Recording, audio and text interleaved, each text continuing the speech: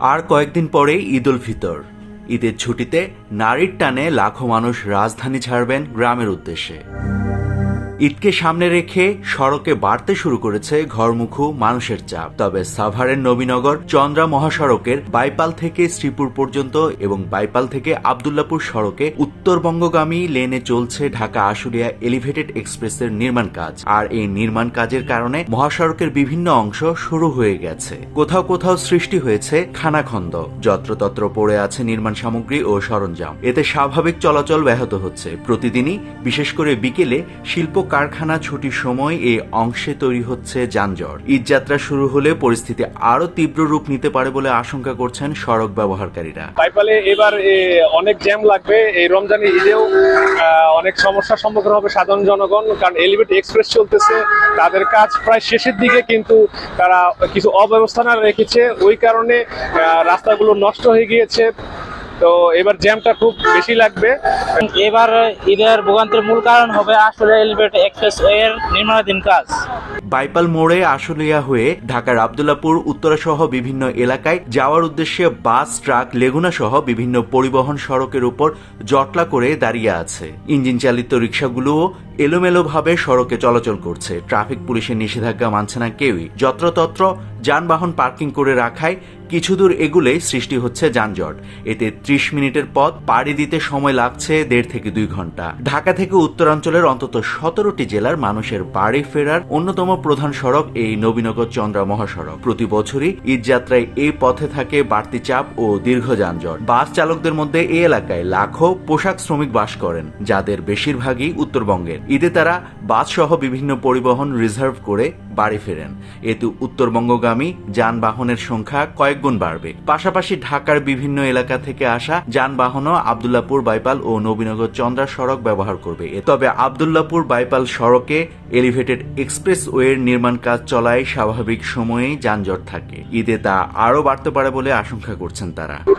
রাস্তার কামের লেগে আর এই অটোর লেগে জাম তো থাকতেই পারে। অন্য তা হ্যাঁ নাই, আমি বাস গাড়ির সামনে আইলে রাস্তা আর 1 নম্বর হলো অটো, এর ভিতরে দেন গাড়ি কটা আর অটো সিরিয়াল দেন পাই।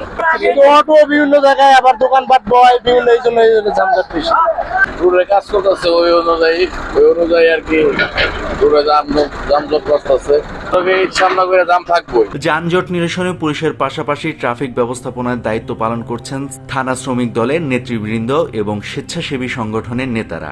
আশুলিয়া থানা শ্রমিক দল ঢাকা 19-এর এমপি মহোদয়ের নির্দেশে আমরা 4 দিন যাবৎ এই যানজট নিরসনের কাজ করতেছি এবং ঈদের আগ পর্যন্ত আমরা করব এবং ঈদের পরবর্তীতে ঢাকামুখী যেগুলা আপনার শ্রমজীবী মানুষ ঢাকায় ঢুকবে, যানজট নিরসন আমরা ঈদের পর পর্যন্ত আমরা এই কাজ অব্যাহত থাকবো। 15-20 দিন বা 1 মাস আগেও এটা ছিল না।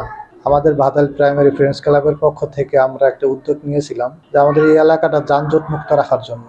আপনারা জানবেন যে আমাদের এই ভাতাইল যত অটো রিক্সাগুলো চলে, অটো রিক্সা, ইজি বাইক, প্রত্যেকটা গ্যারেজের মালিকদের আমরা দেখে তাদেরকে আমরা বলছিলাম যে ভাই আপনারা অটো চালান, আমাদের কোনো সমস্যা নাই। বাইপাল ট্রাফিক বক্সের টিআই রেজওয়ান বলেন, বর্তমানে মহাসড়কে চলমান ঢাকা আশুলিয়া এলিভেটেড এক্সপ্রেসওয়ের নির্মাণ কাজ এবারও বাড়ি ফেরা মানুষের জন্য ভোগান্তির কারণ হয়ে দাঁড়াতে পারে। তবে এবারের ঈদযাত্রা নির্বিঘ্ন রাখতে বিশেষ প্রস্তুতির কথা জানিয়েছে সাভার উপজেলা প্রশাসন। যানজট প্রবণ এলাকাগুলোতে বাড়ানো হবে নজরদারি ও পুলিশ মোতায়েন। বাইপাল আশুলিয়া কেন্দ্রিক যে একটা মেগা প্রকল্প যে এলিভেটেড এক্সপ্রেসওয়ের মহাসড়ক, যেটা এখানে কিছুটা জনদুর্ভোগ সবসময় আছে, তো কিন্তু আসন্ন ঈদযাত্রাকে কেন্দ্র করে আমাদের প্রস্তুতিও আছে।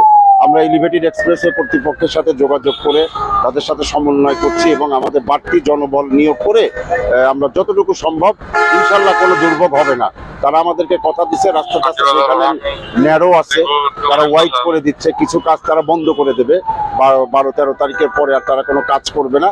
আশা করি আমরা দুর্ভোগ হবে না ইনশাল্লাহ। তবে এবারের ঈদযাত্রা নির্বিঘ্ন রাখতে বিশেষ প্রস্তুতির কথা জানিয়েছে সাভার উপজেলা প্রশাসন। যানজট প্রবণ এলাকাগুলোতে বাড়ানো হবে নজরদারি ও পুলিশ মোতায়েন। তো এবার ঈদ উপলক্ষে উপজেলা প্রশাসন থেকে আমরা কয়েকটি ব্যবস্থা গ্রহণ করেছি, যার মধ্যে অন্যতম একটি হলো আমরা সড়কে যাতে যানজট সৃষ্টি না হয় সেজন্য আমরা সড়কের পাশের অবৈধ স্থাপনা উচ্ছেদ কার্যক্রম যেটা চলমান রয়েছে, সে লক্ষ্যে আমরা তাদের সাথে ইতিমধ্যেই কথা বলেছি। ঈদ ভ্রমণ যাতে আমাদের সাভারের জনগণের জন্য ঈদ ভ্রমণ যাতে সহজ এবং সুন্দরভাবে হয়। তৃতীয়ত, আমাদের এলিভেটেড এক্সপ্রেসওয়ে যেটা রয়েছে আশুলিয়াতে, সেখানে কাজ চলমান রয়েছে, যে কাজ এখনো সমাপ্তি হয়নি এবং এই কাজটির দায়িত্ব আসলে সেতু মন্ত্রণালয়ে রয়েছে।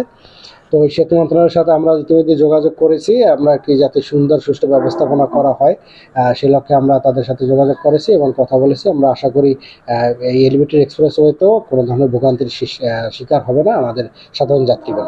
এদিকে ঢাকা জেলার অতিরিক্ত পুলিশ সুপার ক্রাইম আরাফাতুল ইসলাম জানান, ঈদে ঘরমুখো মানুষ নির্বিঘ্নে বাড়ি পৌঁছাতে কোনো যানজটের শঙ্কা নেই। আর কোনো বিষয় নেই, আপনি যে শঙ্কার বিষয়টি বলেছেন এ ধরনের কোনো শঙ্কা নেই। আমরা আমাদের পর্যাপ্ত পুলিশ সদস্য বিভিন্ন জায়গায় মোতায়েন আছে। আমরা আশা করছি যারা ঈদ ঘরমুখী মানুষ যারা এই রাস্তাগুলো ব্যবহার করবেন, খুব নির্বিঘ্নে এই এলাকায় ঈদের যে যাত্রা আছে নির্বিঘ্নে তারা যাত্রা করতে পারে। সার্টিফিকেটের যারা আছে তাদের ইতিমধ্যে এই বিষয়ে অবগত করা হয়েছে, যেন ঘরমুখী মানুষ যেন রাস্তাটা নির্বিঘ্নে ব্যবহার করতে পারে এবং ভাঙাচোরা যে বিষয়গুলো আছে রাস্তার, এই বিষয়গুলো যেন তারা ঠিক করে দেন, তারা আমাদের আশ্বস্ত করেছেন। স্থানীয় সংসদ সদস্যদের পক্ষ থেকে মহাসড়কের গুরুত্বপূর্ণ পয়েন্টগুলোতে অতিরিক্ত হাইওয়ে পুলিশ, ট্রাফিক পুলিশ ও জেলা পুলিশের পাশাপাশি স্বেচ্ছাসেবক দলের মাধ্যমেও যানবাহন চলাচল স্বাভাবিক রাখার উদ্যোগ থাকবে বলে জানানো হয়। ঈদে ঘরমুখো মানুষ যেন নির্বিঘ্নে বাড়ি পৌঁছাতে পারে সেজন্য ট্রাফিক পুলিশকে রাস্তার দুপাশে ভাসমান স্থাপনা উচ্ছেদ করতে বলা হয়েছে। 28 সালের জুন পর্যন্ত আমরা প্রস্তাব করছি, কিন্তু আপনার সেটা তো এখনো তো অনুমোদিত হয়নি। আমাদের কিছু ভেরিয়েশন কাজ আছে, নতুন কাজ কিছু সংযোজন করা হচ্ছে, সেই কাজগুলোর জন্য তো সময় দিতে হবে। তো যেমন ধরেন আপনার এয়ারপোর্টে এন্ট্রি এক্সিট থার্ড টার্মিনালের সাথে, আবার বাইপাইলে ট্রাম্পেট একটা করা হচ্ছে ইন্টারসেকশন, যাতে করে 1 মিনিটের জন্য কোনো গাড়ি দাঁড়াতে না হয়, এটাও করতেছি। তো এইগুলা তো নতুন কাজ। আবার কিছু ভেরিয়েশন আছে, ভেরিয়েশন মানে হলো আপনার রেলওয়ের একটা রিকোয়ারমেন্ট, বিআইডব্লিউটি এর রিকোয়ারমেন্ট, সেটা ফুলফিল করতে কিছু অতিরিক্ত কাজ করতে হচ্ছে। এই অতিরিক্ত কাজগুলোর জন্য তো 28 জুন পর্যন্ত প্রস্তাব করছি, কিন্তু এখনো সেটা অনুমোদন হয়নি। আমাদের ওখানে আমরা ওই রাস্তা রিকনস্ট্রাকশন করব, ঈদের পর কাজ শুরু হবে, তখন আমরা এই আমাদের রাইট অফ ওয়ে যতটুকু আছে ততটুকু মিলেই কাজ করবো।